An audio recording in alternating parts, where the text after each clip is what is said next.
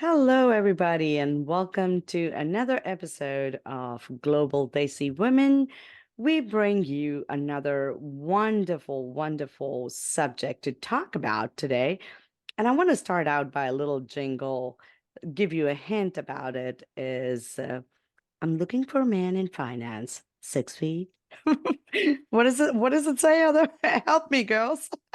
I'm looking for a man in finance. Six Six Blue, feet, blue eyes? blue trust eyes fund, and trust blue fund. eyes.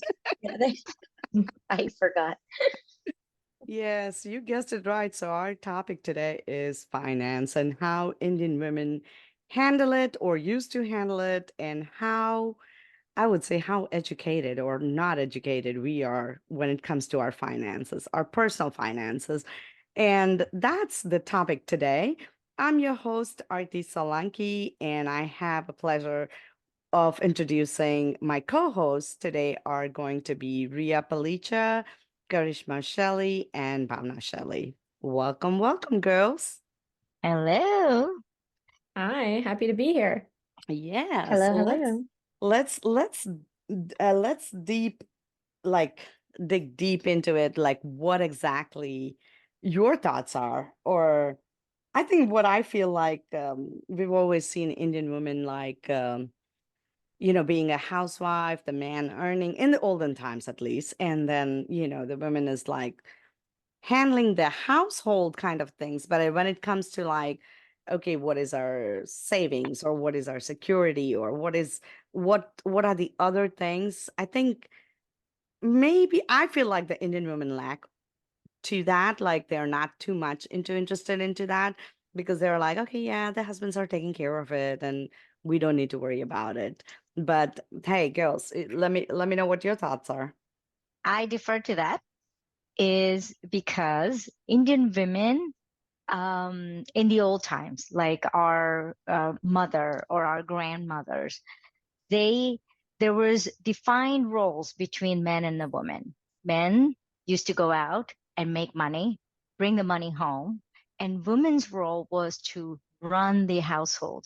That included saving money on the side that husband wouldn't know about, paying bills, making sure the groceries are in the house and they're paid for, and also takes care of the family, get things for their kids, get toys for their kids or whatever.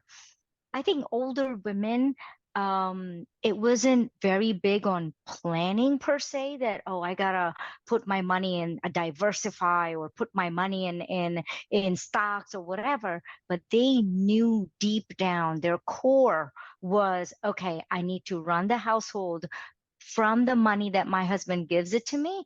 And I also want to make sure that I save some money. It could be hidden in some dabba somewhere in the kitchen, or it could be somewhere. But Yeah. and they would also buy jewelry. So they were investors. Okay. So they would buy gold jewelries to just be used for rainy days that they can sell it and then they can get money out of it. But so they were investors, they would run the household, they would save money, right?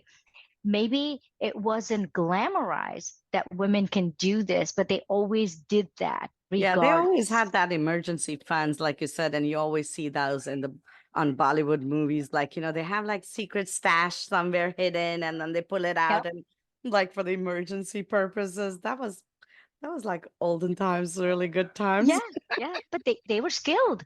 They were truly skilled to learn their finances. Maybe not on paper, but they knew it in their mind. And they were Yeah. very good mathematical, like my grandma, our grandma.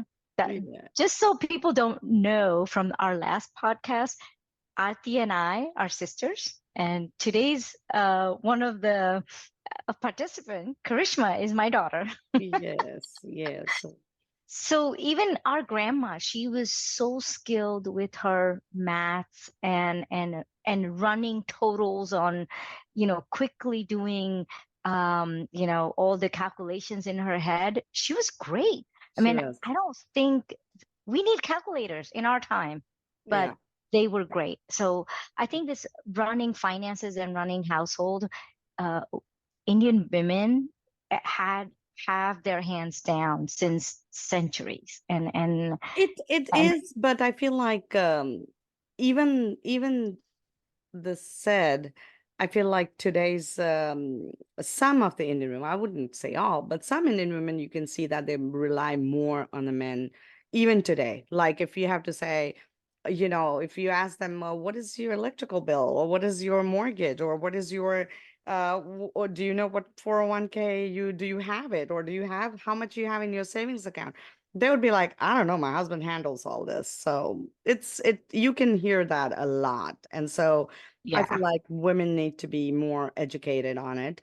They need to be, even though they're good at budgeting, Indian women are good at budgeting. We are very, I would say when it comes to handling money, I think we're pretty good at it.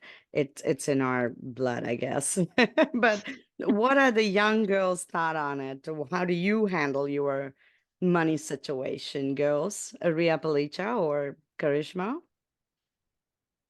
I guess I'll start. I feel like I've had the opposite kind of experience. I think I've grown up with a lot of strong women and I've seen them take control of their lives, where I feel like growing up and also managing my own finances before even getting into a relationship, I've already become self-sufficient with my finances. So when somebody else came into my life and I got married and now we're talking about couple finances, we're strategizing together on what we would want for our future. And so it's not really about like he has a responsibility or I have a responsibility. It's more like we have a responsibility together and we come to the relationship with kind of that idea that there is a pocket of money that's just for me, there's a pocket of money that's just for him, and then majority of our money is our money where Yeah. we spend for our daily living. But we have that kind of like security where there's some money that's left for him, some money that's left for me. So if there is something that I personally want to do, or and it's not something that would align with him, I have the free will to do that. So I think that women in general now are kind of adapting where we used to have this mindset where men took care of things. I Yeah. don't really think that it's following through with the younger generation. We're becoming smarter and we're making money. We're not relying on others. Yeah. So there is definitely now a shift. I like that. I really like that where, you have your little pocket of money and his little pocket of money. And I wish I did that when we started a relationship.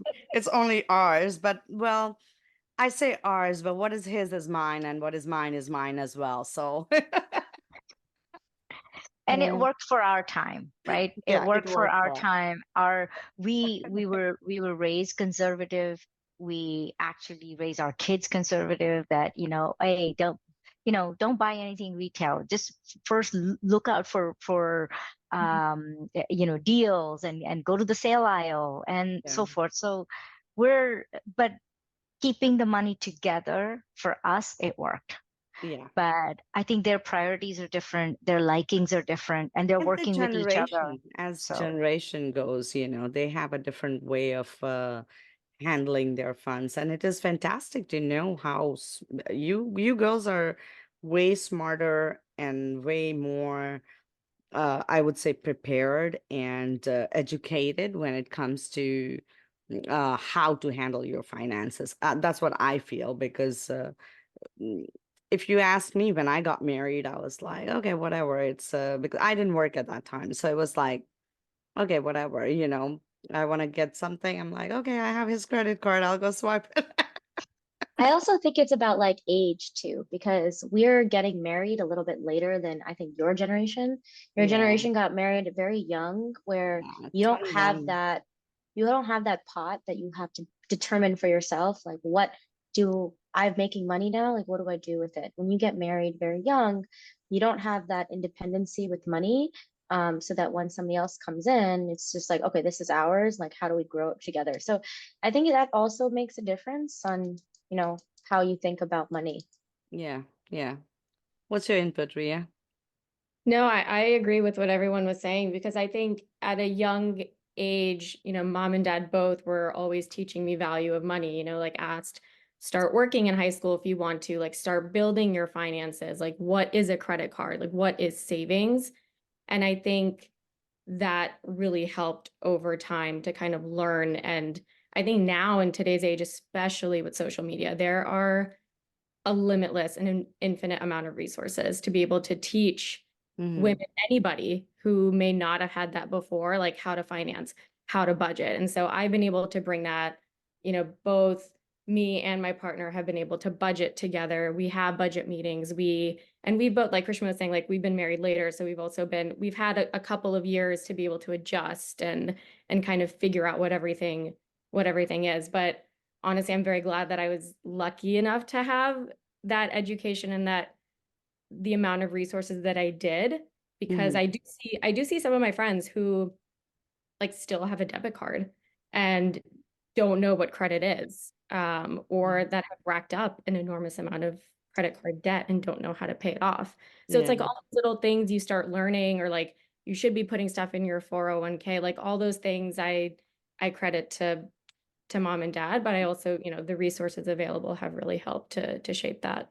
Yeah. And I I see also a feel like lot of that's sorry, go ahead, Karishma. no, I mean, I was just gonna say, based off of like other people still using debit cards, it's information overload at this point. We have internet, we have all of this resources, and people are who starting a financial journey. It's very tough for them to even know where to get started if we don't have like a strong support system on who is teaching us from the very young age on creating that financial journey so that we can make wiser decisions when we are our age. But I think from what all the resources are available, every single thing, just like diet fads, it tells you different things and they're all contradicting each other. So it's definitely difficult, but you have to find your path. Yeah. And I see like your generation is also more into stocks, and you guys know how to invest and how to buy stock or sell stock. I mean, if you ask me even today, I don't know what the hell. I mean, if I tried, I mean, Keishan showed me a couple of times. I logged in and I put a little bit, I would ask him, where do I put it? And he would tell me, okay, put some money here. And then it's like, you have to watch, you have to sell it at the time. And I'm like, oh shit, I forgot. It's hard. I Yeah. still let dad kind of handle that for me too, because Yeah. I've I was never like, no way. I don't think I can do that. I know I wasted a lot of money in trying to do that. it's patience. I think It takes a lot of time. Yeah, Jack- so it's that's one It's of the tough. things I feel like you guys are one step ahead of us in that way, because you know you have this, like you said, the education, the power of internet, where you can learn things, even if you didn't know how to do stocks or invest or mutual funds, or there's so much information out there that you could learn and grasp and um, take advantage of it. We didn't have that. So we were like purely, I was like, really, whatever an Amish did, I'm okay with it. So it's I, good to know all those things. Yep. Yeah. yeah, I think it's definitely good to have all the resources we have, but when everyone has resources and everyone has access to the same things, it's also difficult at the same time to kind of get ahead of Yeah. trying to understand what is the next thing that, we should be doing when that's why I said information overload. I think it's overwhelming to what Yeah. options you have these days. Yeah, true, true. But I feel that when we were growing up, it was like we used to get our pocket money when we were, not married. And so we knew that, okay, this is the money we were supposed to spend. But when you kids were growing up, or when Natasha, Kishan were growing up, and my kids were growing up, I know I had given them a credit card with a $500 limit on it, and it would automatically tell me that they've already spent that. So I know how to control them. But do you think, like, I feel like that us having the pocket money, the cash, and then you guys having the benefit of swiping the card, um, do you think that was like the benefit, or do you think that was like kind of like an exciting point, and you just like went ahead and went and did the shopping initially when you first got your cards, initially? Of course, now you're all married and handling your life properly, but did you feel that, like the urge of like going and shopping and like excitement? I didn't Yeah. think it was more the shopping for me though, but I did think like when I spent my credit card in high school, the first time when I got it, everyone was like needed stuff and nobody had a credit card and I was swiping my card. I was like, no worries, I have it. I'll put in my card, just pay me cash. And then that started adding up. We wound up paying the credit card bills and she was collecting cash. That was a pretty smart financial idea. She was like, I just have to swipe the plastic and I get all the cash. All the cash. That's a funny That's so story, Karishma. bad. It's so easy to swipe. I think I really learned what a statement was when my dad started getting statements because obviously they weren't coming to me. So he had to sit down and like, Ria, this is how much you have charged on Taco Bell at your shopping, like out with your friends, like, and this is how it works. And this is what comes out of our account to pay for that. That's when I started putting two and two together. This Oh, did your volume just go out? Yeah, you got muted. No, she's not muted, but the volume just froze. It's okay. But uh, can you try to talk again, Ria? We lost you for a second. Nope, you're not there. No. Your microphone just turned off. does this work now? Yeah. Yep. You're back. That's okay. Technical difficulties. We all go through that. But yeah, I know that I had to sit down with Natasha too because her bills were crazy. They were crazy, but yeah, it was a special kind of a talk that we had to sit and tell her that this ain't happening. I feel like it's a process though. Like, you first get it and it's like this excitement that you could swipe your card and get whatever you want. And then you Mhm. slowly learn that there's consequences to swiping and all these things need to come from somewhere. The money needs to come from somewhere. And things also, I think the biggest lesson for me is when I was very young and I had a credit card, is that things add up. And Yeah. so when all these small little expenses, they add up. So it makes you start thinking about like, what are my day-to-day charges? And then how to best budget for like longer term plans.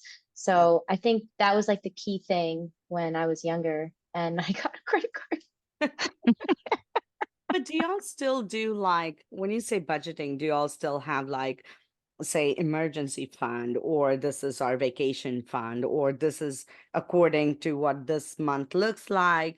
Maybe we'll do, maybe we can do a vacation 3 times a year, 2 times a year, or you know, do y'all because I'm interested in knowing how this younger generation um plan their finance, because I know we kind of like, okay, now that we've been doing this for a long time together, we already know like what, okay, I think we can take 2 vacations this year, or I think we can do this.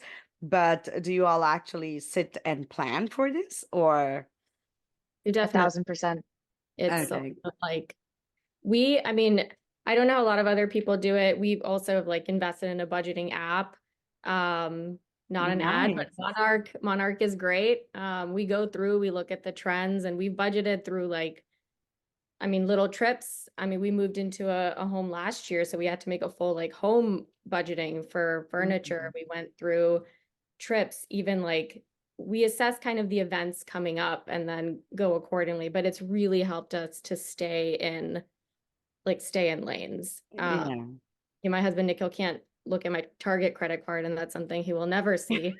But everything else, like, yeah, we'll budget together. Yeah, something definitely needs to be off limit. You know?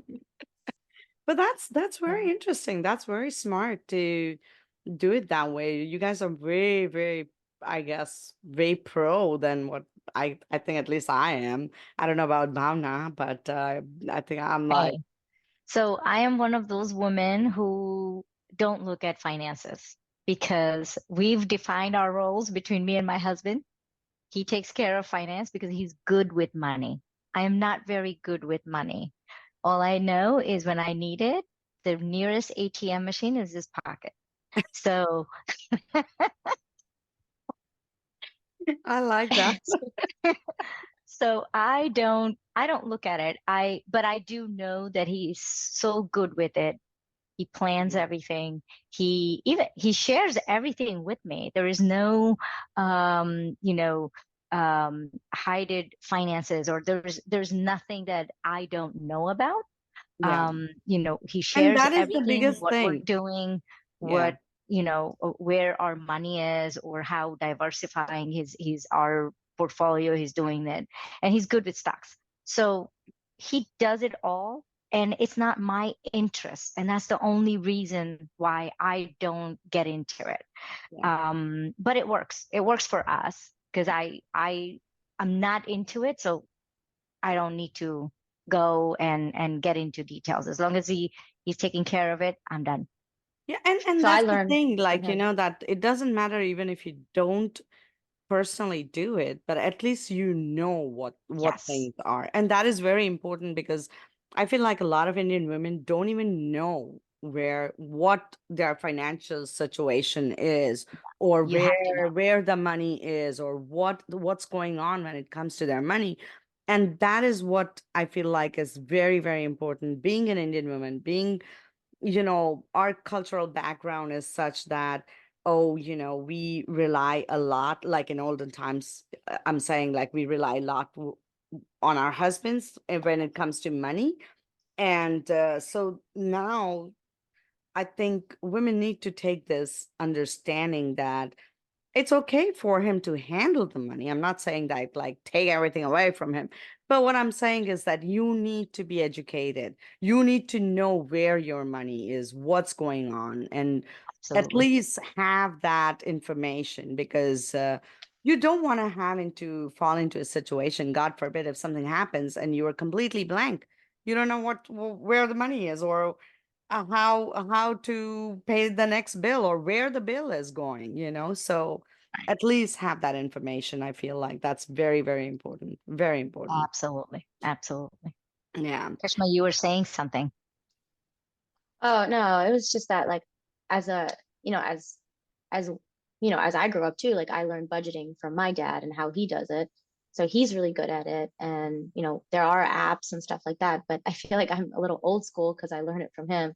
And I look at all my charges individually, and I use like Excel to kind of map it out. It takes a lot of time, but it's because I learned it from him. And I do it a little old school, but um I think he's really good at it because he's also an accountant, so he knows how to do it. And then you just learn. You have to take what's new and then also adopt from what your elders have Yeah. taught you. Yeah, absolutely. I feel like that is one of the things, like, you get your trades from your parents and grandparents and how they did it. And so that's a very valid point, I guess. So do you think, like, from being single women and handling your finances to being married women handling your finances has changed a lot besides doing it together? And initially you guys were handling it by yourself? So I'm newly married. It's been 1 month. So these are the conversations we're having now. On we talked about it before the wedding, and like what we would like to do, and we kind of just did a brief like kind of review of like every single thing going on. Mhm. And then we had to figure out like if we want certain things in our life, like how we're going to accomplish that financially. But when it comes to like long-term goals and things that we want in the next couple of years, I think we're trying to still figure that out on like what's the best way to come together and plan for those. As Mm, a single person, like I had my goals, I had my long-term goals, and I had those savings on those funds and to make sure that each bucket was accounted for. But as a couple, you have different goals now. And so now those are what we have to define. interesting. Very nice. Wow. That's it kind of like fascinates me because we never even had this kind of discussions or talks Yeah. when we got married, like, okay, what are we gonna do with our budget, or how are we gonna spend it, or no, we never had that. And so this is the reason I like to have you guys, you girls, on the show, because this brings a very fresh, younger perspective of like dealing with different things. And it actually, I am loving it because I get to learn so much from you girls that every time, like this is our second episode, but I'm still like, wow, it's just going crazy. And I must tell you that Karishma is a great planner. Oh my God. I mean, when she was handling it herself with since she started working, she started making money, and she started making buckets. Like, this is my, this is my vacation fund. This is my, something rainy days fund. This is my savings. And she actually gave tips to even Rajesh a couple of times that, Dad, maybe you want to, put money here because you're going to get more interest. And he started doing that. So, they find ways how to gain more of their funds, and kind of, and she's a great planner, and I'm sure they're gonna do amazing when they're gonna put both of their minds together and then come up with a great Yes. solution. And that's the thing. It's about having the conversation openly and also knowing the ideas and knowing each other's point of view when it comes to, because money is a very sticky situation. It can, some people don't like to talk about it. Some people like to talk about it. And so it's so, it's like you have to be really careful when it comes to money. And it has to be very, as a partner, as a married people, you guys need to openly be able to talk about it, manage it, because if one is a spender and one is like not big spender, then like for me, like I'm a big spender and Nimish is not. So all I can say to him is like, you making money for me, so it's okay. It's your job, isn't it? Yeah. That's his job. That's it. But if it has to be like, if you girls had to learn something regarding like one great thing that you can say that you really learned something from your parents, what would that be? In Saving regards savings. Savings? Yeah. things. And I wish I wish I listened a little bit more. After, right after college, they were smart. They were like, don't move to an apartment immediately. Live with your sister, Natasha, for like, a couple of weeks, like get that paycheck. And then, like, so you're not negative, and just like keep saving like that. And I think they always kept saying, save for a house now. And I was like, oh, it's not on my mind. And then years later, I was like, great. I wish I did. I had enough like saved up by the time I really wanted one, right? So like that was the number one thing of like figure out what percentages you need to save. And now I'm doing that right now of like which paychecks need to, like, how do we save those chunks and Yeah, really put it towards things that we want in life. yeah, yeah. And I think like, um it's it's like when you are trying to, when you're young, and also your generation has, your lifestyles are so much different than ours. Like even on regular basis, I feel like, oh my God, I tell Natasha and Keisha and all, I'm like, oh my God, you don't need to spend that much money. You don't need this. And they're like, please chill. It's okay. Like, because our way of spending was so much different, because I feel like we were taught, or maybe we were like so much said that, like parents had told us like 1,000 times, that it's stuck in our head, that only if you need it then you buy it, only if you need it. Do you really need it, or do you want it? What is the difference? And so we kind of like didn't spend that much. And but your generation is more of like, oh, if this can save me time, then of course I'm going to do this. If this is what I like it, then I'm going to buy this, or this is how I want to live my life. And so it's like very, very different on when it comes to spending money. And I don't know if you girls agree to it or not, but I feel like we are, even though I say I'm a big spender, but I'm still not big spender looking at your generation. And inflation takes a big account as well. Like the stuff that we were buying back then is now much more expensive now. So we No, feel it's like not they're about spending a the lot of money amount. It's not about the and amount, but it's about like our ideology Stuff. was very different than very different. even today. We would think twice if we had to do something, and we're like, oh, that's a little expensive. I think Yep, I can get by with this alternative, which is absolutely. a little Absolutely. cheaper. But Mhm. So um, I'll tell you a story. When I was younger, I was like maybe in middle school, and I wanted like Abercrombie. And we would walk past the store, and my mom would not, Bona, would not let me walk in because her idea is that the store is too expensive. So there is no reason for me to go inside. So I keep walking back and forth, and I was like, let me just try to go in. And one day we went in, and there's a sale section. So there's affordable items in the sale section. And then as soon as she became more comfortable with like, oh, wait, you can actually buy some things from here, it started opening up the doors for us that these things we have in our mind, that these ideas that, oh, we can't buy this because that's too expensive, or we can't do this because, that's going to be too much. It comes from a place where we don't know what our own kind of what we can and cannot spend. And I think that's where we come into with a knowledge of understanding our budget, understanding our money, understanding what we have, what we don't have, so we can appropriately create prioritizations on what we prioritize and what we don't prioritize. So it's not about that we have like higher spendings, it's just that we have prioritized things that maybe back then we didn't prioritize because we just didn't see that it was attainable for us. nice, yeah. I And still tell her go to the sale aisle.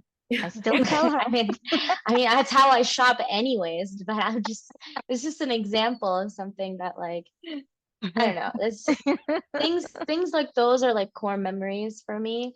Yeah. And I think like how I developed my financial journey is also through my parents, because I was not the best at school in high school, and I wanted to accomplish like a doctorate program, and my dad was a little skeptical about that, and it was a lot of money to kind of send me off to school. And he didn't give me that thing that, oh, you can't spend money here or you can't spend money here.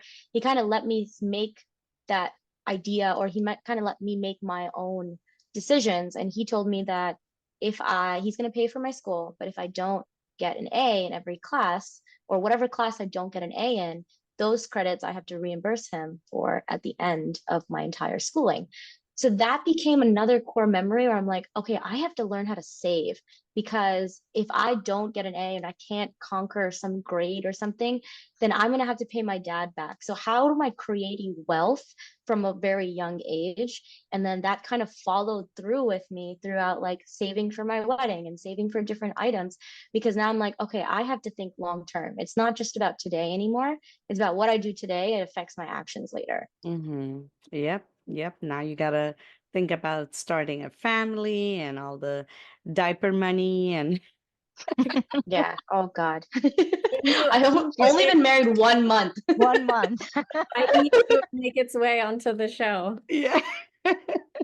I, Wait, I think this topic is gonna come out every time any of you girls are gonna be on the show, because we also talked towards the end of it.